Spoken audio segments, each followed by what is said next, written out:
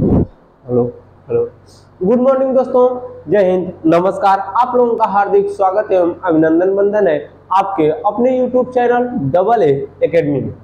तो चलिए मेरे दोस्त, हम लोग पिछली कक्षा में क्या देखे थे। तो पिछली कक्षा में हमने आप लोगों को कॉलेजियम प्रणाली बताई थी, ठीक है।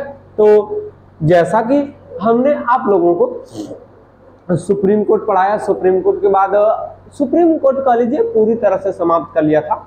तो फिर हमने आप लोगों को कॉलेजियम प्रणाली पढ़ा दी। कॉलेजियम प्रणाली को पढ़ाने के बाद अब चलता हूँ हाई कोर्ट को, यानी उच्च न्यायालय। अभी तक हम लोग जो पढ़ रहे थे उच्चतम न्यायालय पढ़ रहे थे, अब उच्च न्यायालय पढ़ेंगे, ठीक है।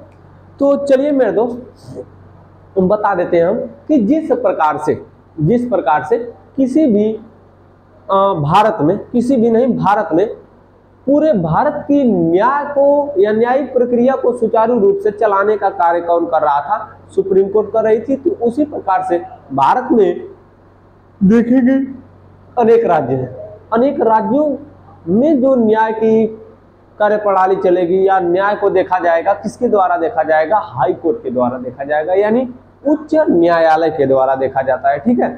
तो जिस प्रकार से पूरे भारत में एक न्यायिक संस्था थी, वह अंतिम अपीली न्यायालय था, उसका नाम क्या था? Supreme court. और सुप्रीम कोर्ट के बाद हम अब देखेंगे कि राज्य में कौन कौन है, ठीक है।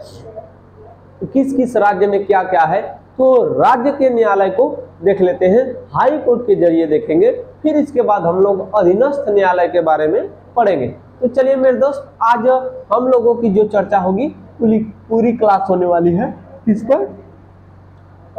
उच्च न्यायालय पर। इसके पहले उच्चतम न्यायालय पढ़े, अब उच्च न्यायालय पढ़ेंगे या तो हाई कोर्ट, ठीक है। आज की कक्षा करेंगे उच्च न्यायालय पर।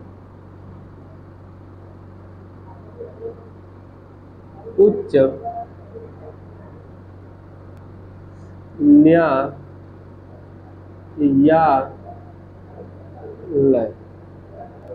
आज की कक्षा उच्च न्यायालय, इंग्लिश में इसे कहते हैं हाई कोर्ट। यहाँ नहीं लिखेंगे, इधर लिख देते हैं, मौका भी मिल जाएगा लिखने के लिए। चलिए देख लेते हैं, उच्च न्यायालय, उच्च न्यायालय, इसको इंग्लिश में कहते हैं हाई कोर्ट, हाई कोर्ट, ठीक है।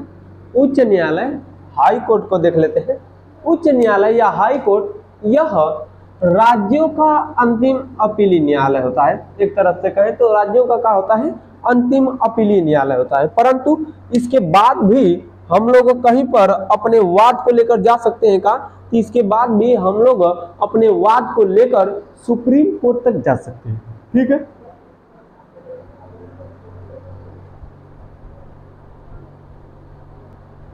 चलिए दोस्त, चर्चा कर लेते हैं अपने हाई कोर्ट के बारे में। यह जो हाई कोर्ट है, इसके अंदर हम लोग क्या क्या देखने वाले हैं?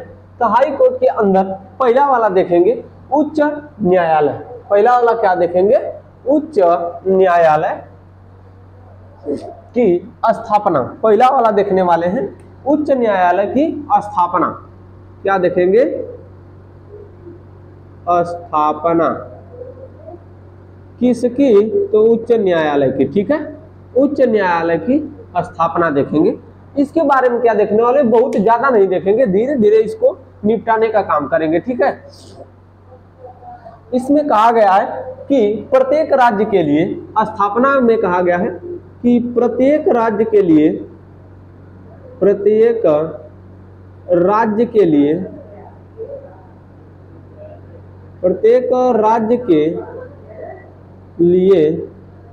एक उच्च न्यायालय होगा, एक हाई कोर्ट होगा, ठीक है। प्रत्येक न्यायालय के लिए एक हाई कोर्ट होगा। इसकी चर्चा कहां पर की गई है? तो इसकी चर्चा की गई है अनुच्छेद नंबर 214 में। अनुच्छेद नंबर 214 में कहा गया है कि प्रत्येक राज्य के लिए एक क्या होगा, उच्च न्यायालय होगा। लेकिन इसी में कह दिया गया है कि यदि संसद चाहे तो, यदि संसद चाहे तो कई राज्यों का उच्च न्यायालय, कई राज्यों का उच्च न्यायालय एक ही स्थान पर स्थापित कर सकती है।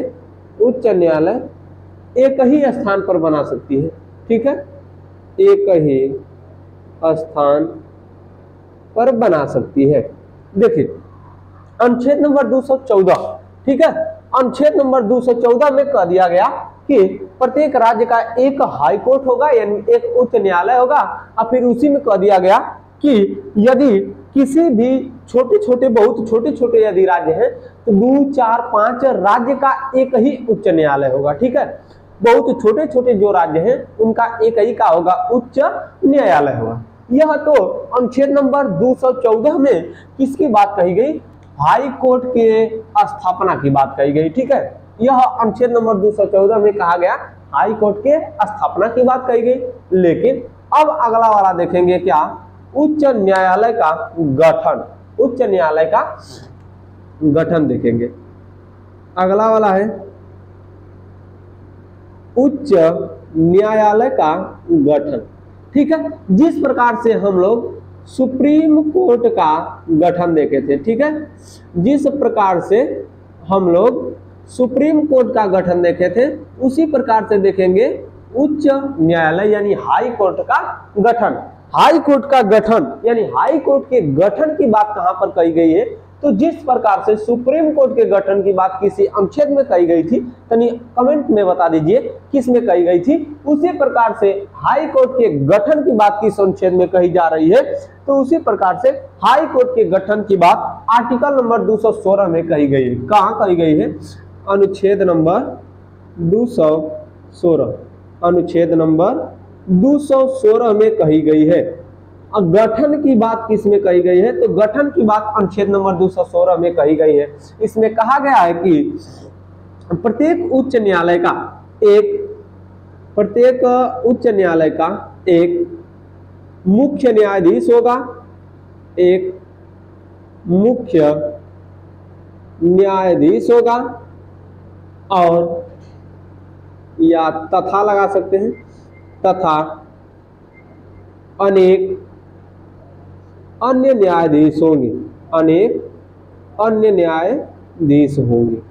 इसी के द्वारा सुप्रीम कोर्ट का जिस प्रकार से गठन किया गया था उसी प्रकार से हाई कोर्ट का क्या किया जाएगा, गठन। कितना या किसके द्वारा किया जाएगा, तो एक मुख्य न्यायाधीश रहेगा और अनेक का रहेंगे अन्य न्यायाधीश। एक मुख्य न्यायाधीश रहेगा और अनेक अन्य न्यायाधीश क्या करेंगे, रहेंगे। और वह क्या करेंगे, तो हाँ, इनको चुना कैसे जाएगा, तो कॉलेजियम प्रणाली के द्वारा ही चुना जाएगा, ठीक है। इसको तो बताने वाले आगे थे लेकिन पूछ रही है तो बता दिए, चलिए ठीक है।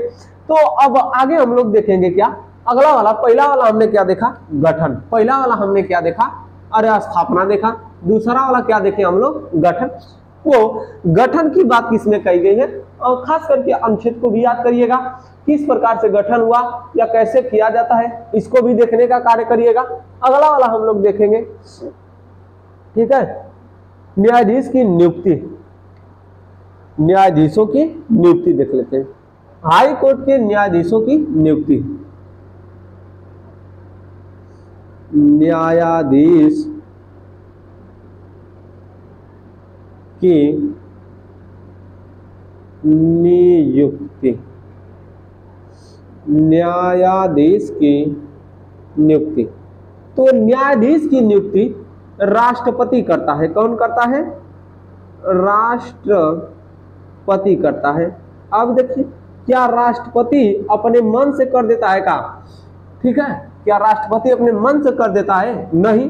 कैसे करता है, तो राष्ट्रपति सुप्रीम कोर्ट के मुख्य न्यायाधीश, सुप्रीम कोर्ट के CJI, सुप्रीम कोर्ट के CJI, और जिस राज्य में उस व्यक्ति को मुख्य न्यायाधीश बनाना है, ठीक है, या न्यायाधीश बनाना है। तो राष्ट्रपति सुप्रीम कोर्ट के मुख्य न्यायाधीश और संबंधित राज्य के राज्यपाल से सलाह लेता है। संबंधित राज्य के राज्यपाल, संबंधित राज्य के राज्यपाल से सलाह लेकर करता है, से सलाह लेकर करता है, सलाह लेता है, ठीक है। कोलोजियम प्रणाली के तहत यह सलाह बाध्यकारी हो गई, लेकिन जब तक एसपी गुप्तावाद और तीसरा वाला वाद नहीं आया था तब तक क्या यह सलाह बाध्यकारी थी? नहीं थी। कोलोजियम प्रणाली में हमने बताया है, पीछे जाकर देख लीजिएगा। आगे देखिए, हम बताए हैं कि स्थापना हमने बताया अनुच्छेद नंबर 214 के तहत प्रत्येक राज्य के लिए एक हाई कोर्ट होगा। यदि संसद चाहे तो कई राज्यों का एक ही हाई कोर्ट यानी मुख्य आपका जो है कि उच्च न्यायालय बना सकती है। लेकिन दूसरा का बात कहा गया गठन की, इसमें यह किसमें वर्णन किया गया? अनुच्छेद नंबर 216 में। इसमें कहा गया कि एक मुख्य न्यायाधीश होगा और अनेक अन्य न्यायाधीश होंगे, जिसके द्वारा किसके सुप्रीम कोर्ट का गठन, हाई कोर्ट का गठन किया जाएगा। फिर इसके बाद हम लोग पढ़े न्यायाधीश की नियुक्ति। क्या पढ़े? न्यायाधीश की नियुक्ति। जो आपके न्यायाधीश की नियुक्ति है राष्ट्रपति करता है, वह मुख्य न्यायाधीश हो तब भी, अगर मुख्य न्यायाधीश नहीं है तब भी राष्ट्रपति करता है। किसके द्वारा? सुप्रीम कोर्ट के मुख्य न्यायाधीश यानी CJI, और जिस राज्य में उस व्यक्ति को क्या बनाना है, जिस राज्य में उस व्यक्ति को क्या बनाना है न्यायाधीश, उसके राज्यपाल से क्या लेगा? सलाह लेगा, तब आपका क्या करेगा? न्यायाधीश की नियुक्ति करेगा राष्ट्रपति। ठीक है, चलिए अगला वाला देखते हैं, कार्यवाहक राष्ट्रपति की नियुक्ति। कार्यवाहक राष्ट्रपति नहीं, न्यायाधीश। कार्यवाहक न्यायाधीश की नियुक्ति।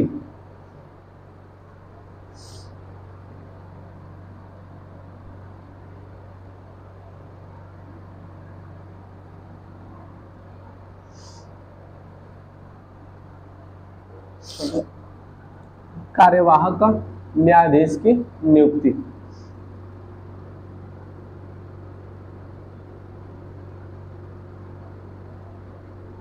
कार्यवाहक न्यायाधीश की नियुक्ति।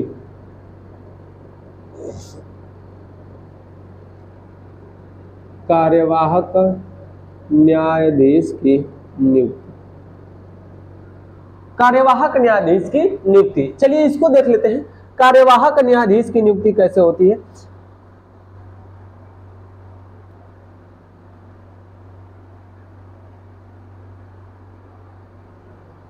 ये हमको बताइए कि न्यायाधीश की नियुक्ति कौन करता है? राष्ट्रपति।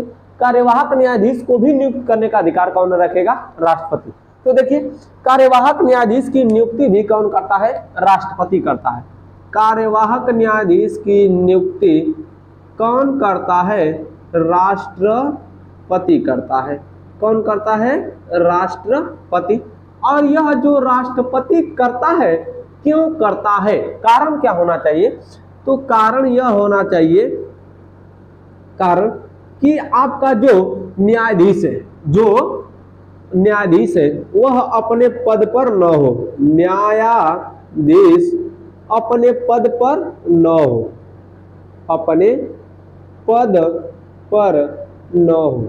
अब पद पर नहीं होने का कई कारण हो सकता है। चाहे तो वो अभी नया नया ब्याह हुआ लेकर गया हो घूमने, या तो वह क्या करने गया हो, कोई अपना पर्सनल काम वो करने गया हो, या तो कोई भी कार्य करने के लिए जब न्यायाधीश अपने पद पर नहीं रहता है, ठीक है, जब न्यायाधीश अपने पद पर नहीं रहता है तब राष्ट्रपति कारणवश किसकी? कार्यवाहक न्यायाधीश की नियुक्ति करते हैं। यह बतिया किसमें कही गई है? तो यह बात जो कही गई है अनुच्छेद नंबर, यह बात अनुच्छेद 223 में कही गई है। यह बात कहाँ कही गई है? अनुच्छेद नंबर 223 में। कारण क्या होना चाहिए? न्यायाधीश अपने पद पर न हो। जब न्यायाधीश अपने पद पर नहीं होगा तब राष्ट्रपति अनुच्छेद नंबर 223 के तहत कार्यवाहक न्यायाधीश की नियुक्ति करता है। इतना बात का है कार्यवाहक न्यायाधीश के बारे में। अगला वाला टॉपिक इसके बारे में देखते हैं, न्यायाधीशों की योग्यता। चलिए, न्यायाधीशों की योग्यता, न्यायाधीशों की योग्यता क्या है उसको देख लेते हैं। न्यायाधीशों की योग्यता,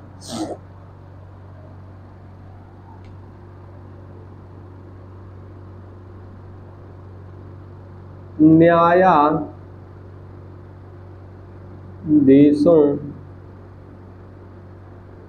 की योग्यता, न्यायाधीशों की योग्यता, न्यायाधीशों की योग्यता क्या होनी चाहिए? न्यायाधीश बन कौन सकता है? तो न्यायाधीशों की योग्यता की बात जो कही गई है, पहले ये समझिए कहाँ कही गई है? अनुच्छेद नंबर 217 में कही गई है। कहाँ कही गई है? 217 में। अच्छा, किसके न्यायाधीश की बात कही गई है? उच्च न्यायालय, ठीक है, हाई कोर्ट के न्यायाधीशों की योग्यता का वर्णन किसमें किया गया है? अनुच्छेद नंबर 217 में किया गया है। क्या योग्यता इनके लिए रखा गया है? पहला वाला सबके लिए हम बताए हैं कि वह भारत का नागरिक हो। पहला वाला, वह भारत का नागरिक हो। पहला वाला, वह भारत का क्या हो? नागरिक हो। दूसरका वाला क्या होना चाहिए?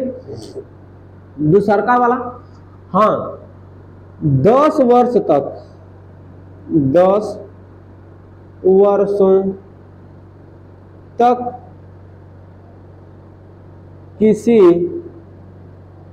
भी 10 वर्षों तक किसी भी न्यायिक पद पर रहा हो, किसी भी न्यायिक पद पर रहा हो, पद पर रहा हो।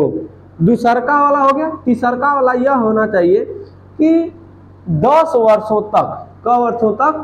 10 वर्षों तक कहीं पर, 10 वर्षों तक भारत के किसी भी न्यायालय में, भारत के किसी भी न्यायालय में, किसी भी न्यायालय में अधिवक्ता के पद पर रहा हो। किसके पद पर? अधिवक्ता के पद पर रहा हो। अधिवक्ता के पद पर रहा हो। कितने वर्षों तक? 10 वर्षों तक, ठीक है। उच्च न्यायालय के न्यायाधीशों की योग्यता का वर्णन अनुच्छेद नंबर 217 में किया गया। पहला वाला कहा गया कि वह भारत का नागरिक हो। दूसरा वाला कहा गया कि 10 वर्षों तक किसी भी न्यायिक पद पर रहा हो। तीसरा वाला कहा गया कि 10 वर्षों तक भारत के किसी भी न्यायालय में अधिवक्ता के पद पर रहा हो। चलिए अगला वाला देख लेते हैं, शपथ। अगला वाला क्या देखेंगे? इनका शपथ देख लेते हैं। तो चलिए मिटाते हैं। अगला वाला है कि हाई कोर्ट के न्यायाधीशों की शपथ। हाई कोर्ट के न्यायाधीशों की शपथ, हाई कोर्ट के न्यायाधीशों की शपथ। पहला वाला समझिए, हाई कोर्ट के न्यायाधीशों की जो शपथ दिलाई जाती है, इसका वर्णन कहां पर मिलता है? तो इसका वर्णन मिलता है अनुच्छेद नंबर 219 में। अनुच्छेद नंबर 219 में हाई कोर्ट के मुख्य न्यायाधीश या न्यायाधीश की शपथ का वर्णन कहीं पर मिलता है? तो आर्टिकल 219 यानी 219 में मिलता है। अनुच्छेद नंबर 219 में हाई कोर्ट के न्यायाधीशों की शपथ का वर्णन मिलता है। अच्छा, इनको शपथ दिलाता कौन है? तो इनको शपथ दिलाता कौन है? पहला बात समझिए, इनको शपथ कौन दिलाता है? तो इनको जिस राज्य में जिस राज्य में किसके न्यायिक पद पर यानी न्यायाधीश के पद पर आसीन होने जा रहे हैं, उसी राज्य का राज्यपाल दिलाता है। कौन दिलाता है? संबंधित राज्यपाल। किसका? संबंधित राज्य का। संबंधित राज्य का राज्यपाल किसको? हाई कोर्ट के न्यायाधीशों को शपथ दिलाने का कार्य करता है। हाई कोर्ट के न्यायाधीशों को शपथ दिलाने का कार्य कौन करता है? तो हाई कोर्ट के न्यायाधीशों को शपथ दिलाने का कार्य जो आपका अपने ही जिस राज्य में बनने जा रहे हैं उसी राज्य का राज्यपाल करता है। चलिए मेरे दोस्त, अगला वाला टॉपिक देखते हैं। किसको देखेंगे? अगला वाला टॉपिक। और अगला वाला टॉपिक क्या होगा? तो अगला वाला टॉपिक हो जाएगा आपका कार्यकाल। ठीक है, हाई कोर्ट के न्यायाधीशों का कार्यकाल।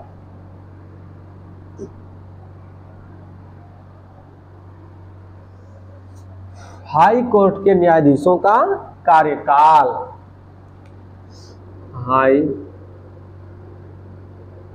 कोर्ट के न्यायाधीशों का कार्यकाल। हाई कोर्ट के न्यायाधीशों का कार्यकाल। हाई कोर्ट के न्यायाधीशों का कार्यकाल देख लेते हैं कितना होता है। तो हाई कोर्ट के न्यायाधीशों का कार्यकाल कितना होता है? तो हाई कोर्ट के न्यायाधीशों का कार्यकाल 62 वर्ष की उम्र तक होता है। 62 वर्ष तक की उम्र, 62 वर्ष की उम्र तक होता है। ठीक है, 62 वर्ष की उम्र तक होता है। अच्छा, क्या इससे पहले भी इसे हटाया जा सकता है? तो हाँ, हटाया जा सकता है। हटाया जा सकता है। हटाने का कारण क्या होगा? हटाने का कारण जो आपका होना चाहिए, पहला वाला, इसमें असमर्थता क्या होनी चाहिए? असमर्थता होनी चाहिए। असमर्थता यानी यह न्यायाधीश बनने के योग्य नहीं है। इसके आधार पर उसको क्या किया जा सकता है? हटाया जा सकता है। या तो दूसरा वाला हटाने का कारण क्या होना चाहिए? दूसरा वाला कैसे हटाया जा सकता है? कैसे हटाया जा सकता है? कोई पूछेगा कि कैसे हटाया जाएगा, तो इसका जवाब आप लोगों के पास रहेगा कि उसे साबित कदाचार, किसके आधार पर? साबित कदाचार। उसे साबित कदाचार के आधार पर, साबित कदाचार के आधार पर उसे क्या किया जा सकता है? हटाया जा सकता है। अच्छा, क्या वह 62 वर्ष की पहले भी हट सकता है? हाँ। कैसे? असमर्थता के कारण। दूसरा वाला साबित कदाचार लगा के। अच्छा, अब पूछेंगे कि साबित कदाचार क्या होता है? तो हमने साबित कदाचार की कक्षा 2 बार बनाई है। कहां कहां पर बनाई है? एक बार राष्ट्रपति में बनाई है और एक बार सुप्रीम कोर्ट के न्यायाधीश को हटाने के लिए कैसे साबित कदाचार लाया जाता है, तो वहां पर जाकर देख लीजिएगा। बहुत अच्छा टॉपिक है साबित कदाचार, इससे प्रश्न भी कई बार पूछा है। इस कारण हमने साबित कदाचार को 2 बार पढ़ाया है। इस बार क्या पढ़ाए तो जान लीजिए। साबित कदाचार के द्वारा किसी भी न्यायाधीश को या मुख्य न्यायाधीश को हटाया जा सकता है। यह कहां पर प्रक्रिया शुरू की जाती है? तो यह प्रक्रिया संसद में शुरू की जाती है। कहां पर की जाती है? संसद में। कहां पर दोस्त? संसद। संसद में कहां पर की जाती है? तो संसद में कितना सदन होता है? 2। पहला वाला लोकसभा, पहला वाला लोकसभा और दूसरा वाला क्या होती है? राज्यसभा होती है। पहला वाला लोकसभा, दूसरा वाला राज्यसभा। तो लोकसभा के द्वारा भी लाई जा सकती है और राज्यसभा के द्वारा। यदि लोकसभा इसको लाने का कार्य करती है तो 100 लोगों का अनुमोदन होना चाहिए, और राज्यसभा लाई है तो 40 लोगों का अनुमोदन, 40 लोगों का अनुमोदन हो गया और 100 लोगों का अनुमोदन हो गया। तब क्या होना चाहिए, जब इसे 100 लोगों के बाद जब राज्यसभा में भेजा जाएगा तो राज्यसभा में 2/3 और यही जहां से आई है लोकसभा का भी 2/3 सदस्य इस पर हस्ताक्षर करेंगे। तब इसे किसके पास भेजा जाएगा, राष्ट्रपति के पास भेजा जाएगा, और राष्ट्रपति के पास भेजे जाने के पश्चात यह प्रक्रिया क्या हो जाएगी, लागू हो जाएगी, साबित कदाचार का हो जाएगा, लागू हो जाएगा। लीजिए शॉर्टकट में हमने क्या किया बता दिया, ठीक है। साबित कदाचार या तो और कैसे हट सकता है यह न्यायाधीश, तो और न्यायाधीश अपने मन से हट सकता है, क्या करके, त्याग पत्र देकर, क्या करके, त्याग पत्र देकर हट सकता है, त्याग पत्र देकर अवकाश ग्रहण कर सकता है। हो गया,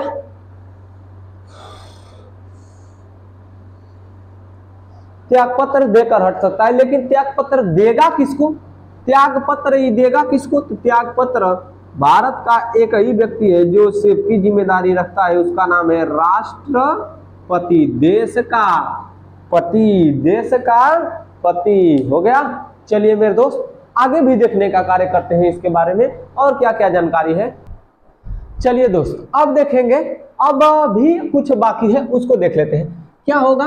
तो अब देखेंगे हाई कोर्ट के न्यायाधीशों का वेतन, ठीक है, हाई कोर्ट के न्यायाधीशों का वेतन कहां से लाया जाता है इसको देखने का कार्य करते हैं। चलिए तो अब देखेंगे वेतन, हाई कोर्ट के न्यायाधीश, हाई कोर्ट के न्यायाधीशों,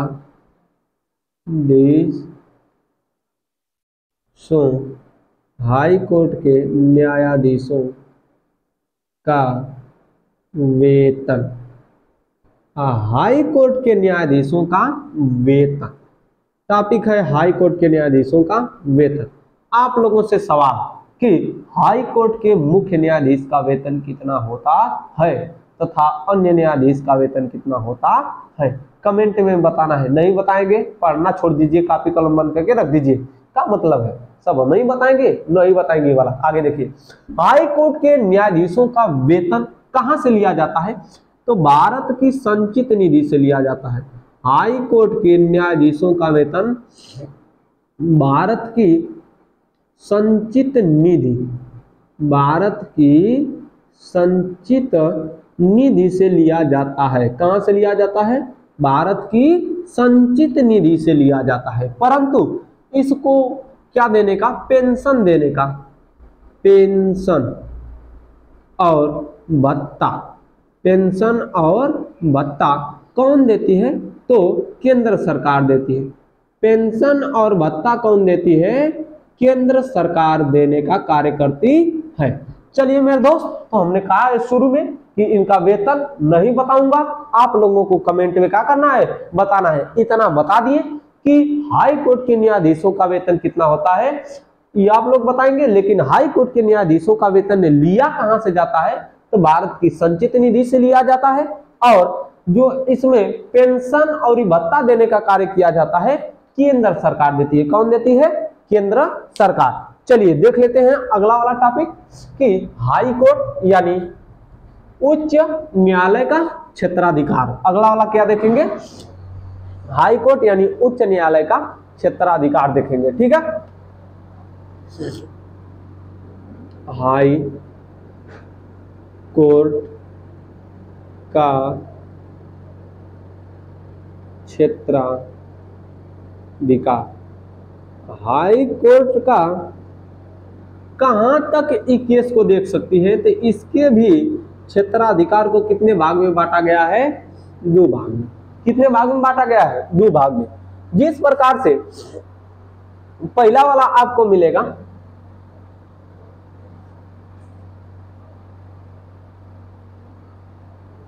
जिस प्रकार से हम लोग सुप्रीम कोर्ट के क्षेत्राधिकार को देखे थे, सुप्रीम कोर्ट का जितना लंबा था, जितना बड़ा था, उतना ही इसका भी है, लेकिन इसके मुख्य मुख्य भाग की चर्चा करते हैं। हाई कोर्ट के क्षेत्राधिकार में पहला वाला आपको मिलेगा क्या, तो पहला वाला मिलेगा प्रारंभिक क्षेत्राधिकार। पहला वाला क्या मिलेगा?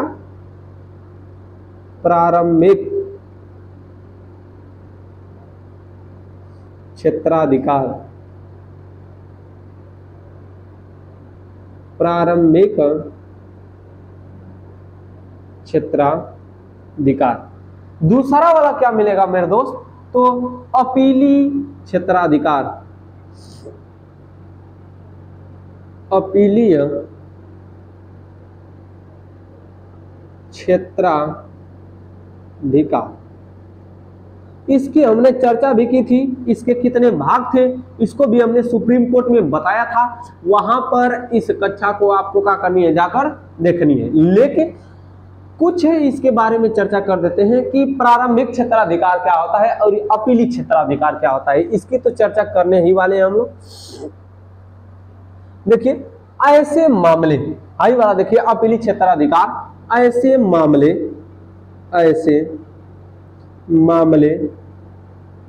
जो अधीनस्थ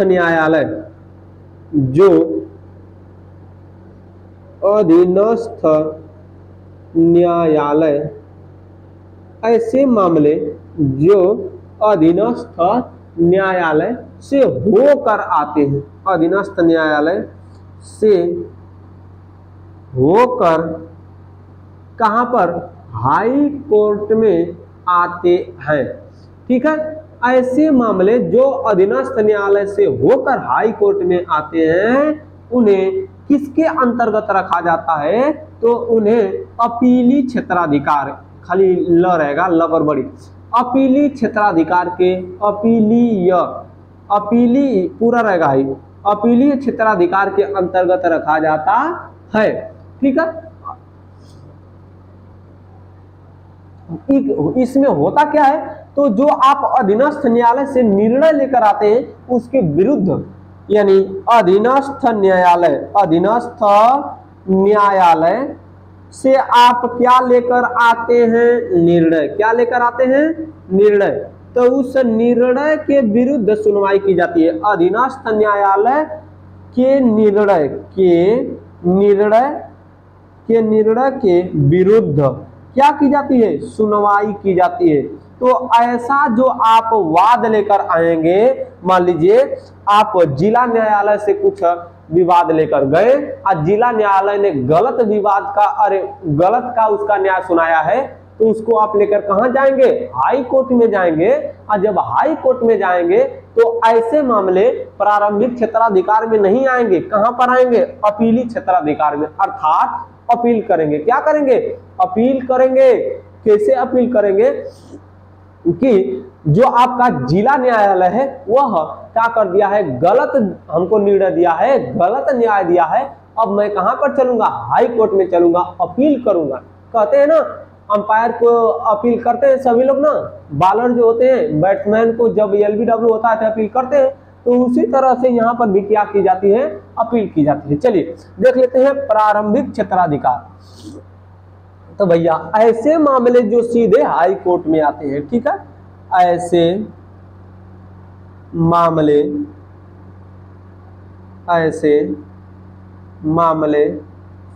जो सीधे हाई कोर्ट में आते हैं, ऐसे मामले जो सीधे हाई कोर्ट में आते हैं। बात यह है कि कोनो व्यक्ति का वाद है, कोनो व्यक्ति का क्या है? वाद। वह नहीं गया कहां पर? वह जिला न्यायालय, डिस्ट्रिक्ट कोर्ट में नहीं गया, वह अधीनस्थ न्यायालय में, मुंसिफ न्यायालय में नहीं गया। अब भैया उस सीधे बबुआ कहां चला आया? कहां आया? हाई कोर्ट में। तो ऐसा वाद किसके अंतर्गत रखा जाता है? प्रारंभिक ऐसा वाद प्रारंभिक क्षेत्राधिकार के अंतर्गत रखा जाता है। अगला वाला लास्ट टॉपिक देखेंगे, लेख जारी करने की शक्ति। लास्ट वाला टॉपिक है लेख जारी करने की शक्ति। लेख जारी करने की शक्ति। आपसे प्रश्न पूछ दिया कि क्या सुप्रीम कोर्ट की भांति हाई कोर्ट को भी, यह भी एक हेडिंग बना लीजिएगा अगला टॉपिक, कि क्या सुप्रीम कोर्ट की भांति हाई कोर्ट को भी लेख जारी करने की शक्ति है? तो आप लोगों का उत्तर आएगा हाँ। लेकिन किस पर जारी कर सकता है? तो जिस पर सुप्रीम कोर्ट लेख जारी कर सकता है, लेख माने रीट, याचिका, ठीक है, तो उतना ही अधिकार किसके पास है? हाई कोर्ट के पास है, ठीक है। हाई कोर्ट भी क्या कर सकता है? रीट जारी कर सकता है, लेख जारी कर सकता है। किसके विरुद्ध? तो आपके मौलिक अधिकार के हनन होगा। आपका यदि मौलिक अधिकारों का हनन हो रहा है, किसका? मौलिक अधिकारों का हनन हो रहा है, तो आपका हाई कोर्ट क्या कर देगी? रीट जारी करेगी, ठीक है। क्या करेगी? रीट जारी करती है। ये रीटवा जो जारी करती है, इसमें क प्रकार का रीट जारी करती है? तो 5 प्रकार का रीट जारी करती है। क प्रकार का रीट जारी करती है? 5। कमेंट बताइए कि मौलिक अधिकारों के संरक्षण के खातिर, मौलिक अधिकारों के संरक्षण के लिए सुप्रीम कोर्ट अनुच्छेद नंबर 32, सुप्रीम कोर्ट आर्टिकल 32 के तहत रीट जारी करती थी, परंतु हाई कोर्ट किस अनुच्छेद के तहत रीट को जारी करती है? जल्दी से बताइए, जल्दी से जल्दी से जल्दी से। अनुच्छेद नंबर 226 के तहत। जल्दी से बताइए, क्या यह सही है? हम बताएंगे नहीं, और कमेंट का इंतजार करूंगा इस पर। चलिए बस करिए दोस्त, आज यह आपका सुप्रीम कोर्ट जिस प्रकार से हमने समाप्त कर दिया, कॉलेजियम प्रणाली पढ़ा दिया, तो उसी तरह से आज एक ही कक्षा में हमने प्रयास किया है कि जल्दी जल्दी तेज पढ़ाकर, तीव्रता के साथ हाई कोर्ट को पढ़ाकर एक ही कक्षा में हमने क्या कर दिया? समाप्त कर दिया है। तो आज के लिए बस इतना ही, जाने की आज्ञा दीजिए। मिलेंगे अगले दिन अगली कक्षा में, अगले एपिसोड में। तब तक के लिए जय हिंद दोस्तों, धन्यवाद, नमस्कार।